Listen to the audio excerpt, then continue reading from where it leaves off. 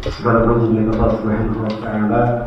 Kemudian berselawat kepada Nabi Muhammad SAW, kepada keluarganya, kepada para sahabatnya, yang mudah-mudahan bisa sampai kepada kita semua. Alhamdulillah, bersyukur kepada Allah yang telah memberikan kita nikmat yang begitu besar, nikmat yang menjadikan kita memiliki semangat, memiliki kekuatan untuk terus beribadah, nikmat menyampaikan kita berjumpa dengan bulan suci Ramadan. Dan semua nikmat ini, nikmat yang Allah berikan kepada kita untuk kemudian kita gunakan dengan baik. Bahkan kita dikumpulkan di sini, ya, melaksanakan salat isya, dilanjutkan dengan tarawih. Setelah itu kita beristirahat sejenak. Dan istirahatnya kita saat ini adalah dalam rangka bertakarrub ila Allah Ta'ala. Duduknya kita saat ini adalah untuk mendekatkan diri kepada Allah Subhanahu wa Ta'ala. Dan tidaklah kita berangkat ke masjid ini dengan kekuatan kita sendiri, merupakan Allah lah yang memberikan kekuatan kepada kita. Tidak ada kekuatan kecuali kekuatan yang datang dari Allah Subhanahu wa Ta'ala. Wa aidan min ni'matillahi 'alaina an ja'alana ummatan wahidah. جعلنا كالجسد الواحد إذا اشتكى منه عضو تداعى له سائر الجسد بالسهر والحزن. هذه نعمة عظيمة أن المسلمين كلهم يفكرون ببعضهم البعض ويشعرون ببعضهم البعض، يفرحون بفرح بعضهم البعض. إذا انتصر المسلمون في دولة معينة نفرح، إذا هزموا نحزن، لأننا جسد واحد، نصرنا واحد، هزيمتنا واحدة، ضررنا واحد. لذلك إذا توجع وتألم مسلم في أقصى الأرض ينبغي على المسلمين أن يتألموا لألمه وأن يلبوا ويهموا لنصرته، وهذا من ديننا، هذا من إسلامنا. Maka di antara nikmat yang besar yang Allah berikan kepada kita adalah nikmat ukhuwah Islamiyah. Nikmat dijadikan kita sebagai satu umat. Sebagaimana dalam hadis dikatakan bahwa kita ini adalah umat yang satu. Apabila ada yang merasakan kesakitan, maka akan merasakan sakit seluruh jasadnya. Maka ikhwatillahi rahimakumullah, perlu untuk kemudian kita memahami, ketika seorang muslim merasakan kesenangan, maka kita pun harus senang. Ketika seorang muslim merasakan kesedihan, maka kita pula harus ikut sedih. Sebagaimana yang terjadi saat ini di Al-Quds, di Al-Aqsa. Ya, saudara-saudara kita mengalami kesedihan, mengalami penindasan, mengalami persekusi dan lain sebagainya. Dan kita harus mengetahui itu semua. Kita harus merasakan itu semua. Bagaimana mereka merasakan itu semua, kita pun harus merasakan. Dan yang bisa kita lakukan adalah terus berdoa kepada Allah, meminta kepada Allah agar Allah memberikan pertolongan kepada mereka. لذلك الآن كان حقا علينا حقيقة أن نتألم. ينبغي علينا أن نتألم لألم إخواننا في بيت المقدس، هذه البلاد المباركة، هذه البلاد التي اختارها الله سبحانه وتعالى، جعلها مسرى لرسول الله، اختارها أن يجمع كل الأنبياء فيها ويصلي رسول الله صلى الله عليه وسلم فيها، اختارها أن تكون أرض المحشر والمنشر، اختارها سبحانه وتعالى أن تكون الخلافة في آخر الزمان في تلك البلاد. الآن تلك البلاد تتعرض لأذى والحرب والمعاناة، ينبغي علينا أن نشعر بهم وأن نتألم لألمهم.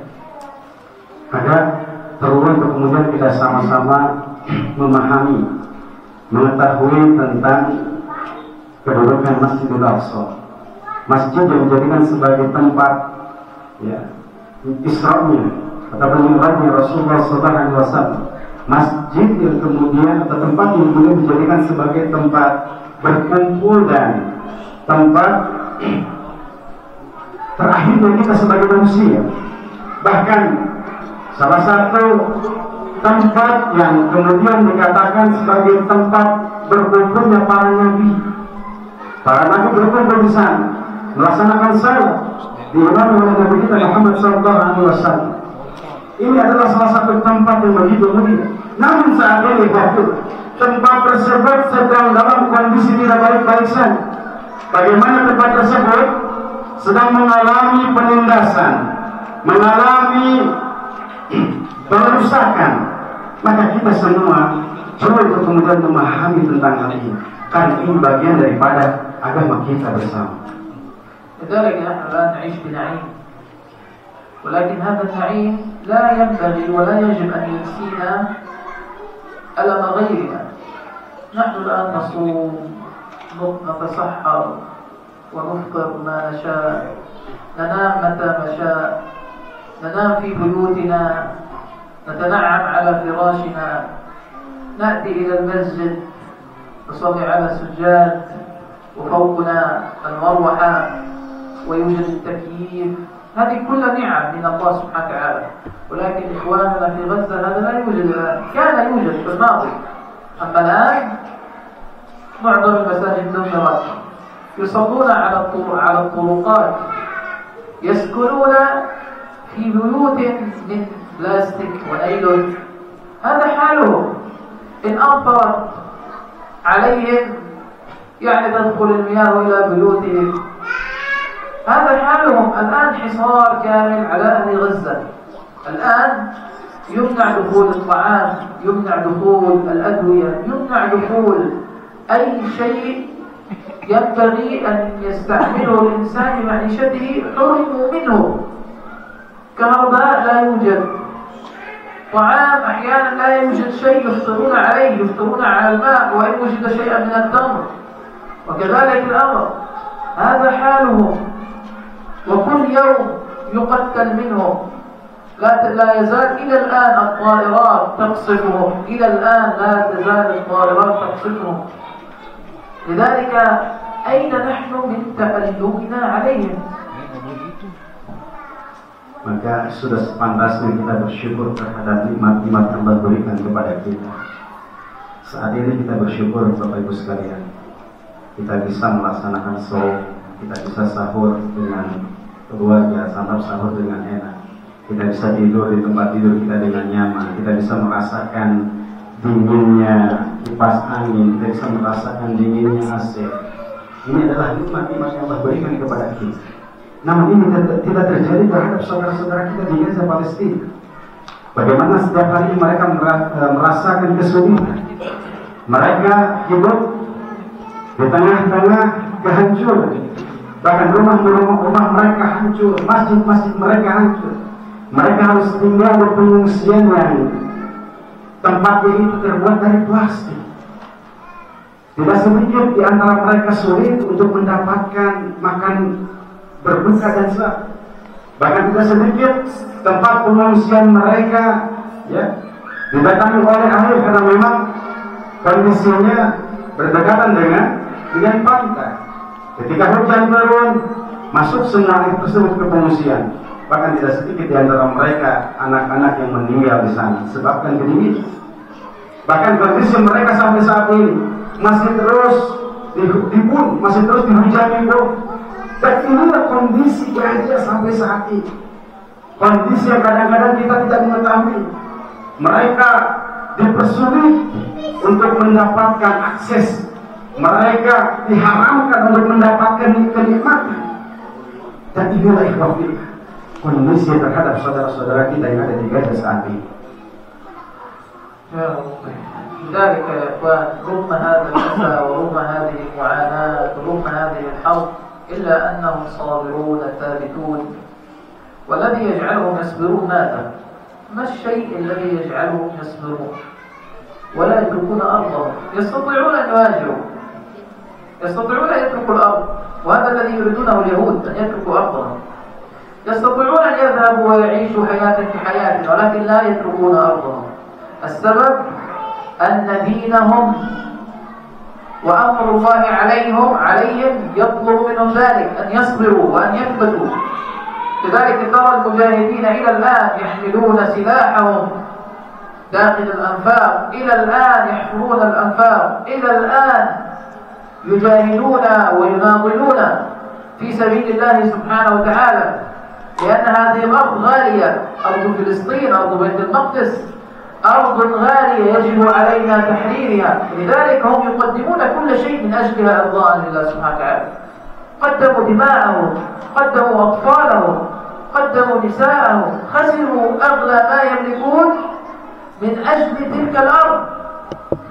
فهذا ديننا، دين التضحيات، نترك كل شيء إرضاء لله سبحانه وتعالى. Rahimahumullah, perlu kemudian kita ketahui bersama bahwa Baitul Maqdis, bahwa Gaza saat ini ketika ditanya apa yang bisa mereka lakukan, mereka hanya bisa bersabar. Bersabar untuk apa? Bersabar menghadapi ujian yang datang dari Allah Subhanahu wa Ta'ala. Kenapa? Mereka harus bersabar.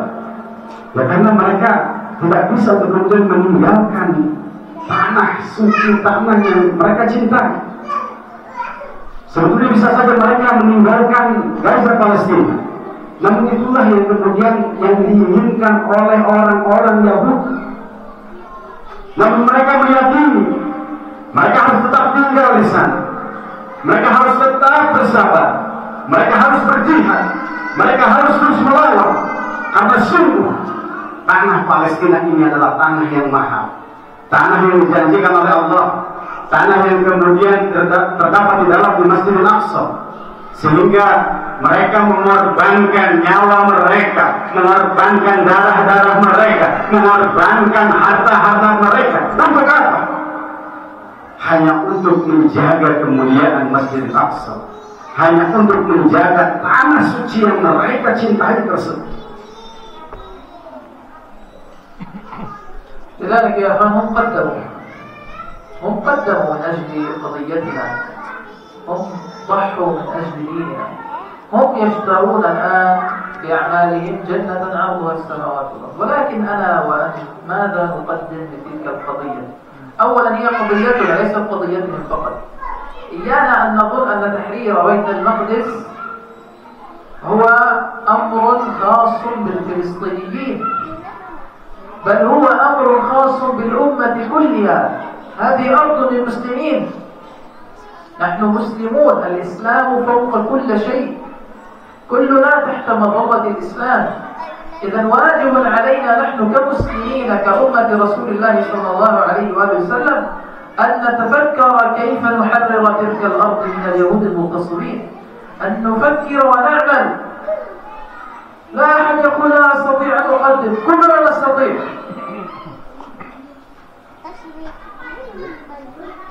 Baik, maka pertanyaannya adalah apa yang bisa kita lakukan terhadap kondisi Gaza saat ini. Saudara-saudara kita di Gaza, mereka sudah berbuat di sana, mereka sudah berjihad dengan harta-harta mereka, mereka sudah berjihad dengan jiwa raga mereka. Lalu apa yang bisa kita lakukan? Padahal kita adalah satu umat yang satu, padahal kita adalah satu dalam kesatuan. Lalu apa yang kemudian bisa kita lakukan untuk mereka? Maka yang bisa kita lakukan adalah bagaimana kita pula memberikan support kepada mereka, memberikan bantuan kepada mereka, memberikan semangat kepada mereka, agar kemudian mereka terus bisa melanjutkan perjuangan membebaskan Baitul Maqdis. Karena ini bukan hanya perkara orang Palestina saja. Masjidil Aqsa adalah kepentingan semua umat Islam. Yang memiliki kepentingan bukan hanya orang-orang yang ada di Baitul Maqdis saja, bukan hanya orang-orang yang ada di Gaza saja, tapi kita semua memiliki hak, memiliki keinginan untuk berkontribusi, membebaskan, memerdekakan Baitul Maqdis. Dan inilah sesuatu yang bisa kita berikan kepada mereka, sesuatu yang bisa kita persembahkan kepada Allah Subhanahu wa Ta'ala. لذلك كلنا نستطيع أن نقدم. الله سبحانه وتعالى جعل نصرة دينه ليست على أمر واحد. بعضنا قد يستطيع أن يجاهد بنفسه، بماله، بدمه، يستطيع أن يقدم هذه النفس رخيصة من أجل الله سبحانه وتعالى. والبعض لا يستطيع، ماذا يفعل؟ يجلس؟ بل يستطيع يربي نفسه، يربي أولاده، يربي بيته، يربي مجتمعه على حب الله وعلى حب الدين وعلى التضحية للدين وعلى القرآن وحب القرآن. إن أهل غزة لما ربوا جيلهم على القرآن رأينا ما رأيناه. كل التضحيات سببها الإقبال على القرآن. القرآن عزنا. فهذا أنت عندما تربي جيلا على القرآن وعلى حبه للدين أنت تنصر الدين. هذا أمر الثاني، إن لم تستطع أن تجاهد بنفسك فإن الله جعل لك بابا آخر، جهاد المال. أين نحن من هذا الباب الثاني؟ هذا المال تشتري به جنة. أنت عندما تدفع شيئا أنت تدفعه لشراء جنة العرض والسماوات والأرض. أنت الذي تحتاج أن تخرج. الله غني عن مالنا، الله ليس بحاجة إلى مالنا، بل نحن الذين بحاجة أن نخرج مالنا حتى نشتري رضا الله سبحانه وتعالى. Maka apa yang bisa kemudian kita lakukan untuk menolong agama Allah Subhanahu wa Ta'ala, untuk menolong Baitul Maqdis? Ada dua perkara yang kemudian bisa kita lakukan. Yang pertama adalah kita lakukan dengan diri kita sendiri. Bagaimana kemudian kita mentarbiyah keluarga kita mentarbiyah anak-anak kita mentarbiyah istri-istri kita mentarbiyah lingkungan yang ada di sekitar kita. Kita ajarkan Al-Quran kepada mereka, sebagaimana yang dilakukan oleh saudara-saudara kita di Gaza.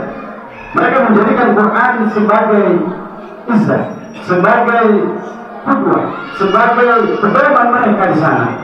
Maka itulah bisa kita lakukan di sini. Karena ketika kita mengajarkan Al-Quran, kita mengajarkan agama kepada keluarga kita, kepada masyarakat, maka sesungguhnya pada hakikatnya disitulah kita sedang menjaga, menolong agama Allah Subhanahu wa Ta'ala. Apakah sudah kita lakukan hal seperti itu? Maka jika sudah, pada hakikatnya disitulah kita sedang menolong agama Allah Subhanahu wa Ta'ala. Yang kedua yang bisa kita lakukan dengan cara menggunakan harta kita. Karena memang berjihad menggunakan harta adalah sebuah kewajiban bagi kita semua, dan kita butuh begitu.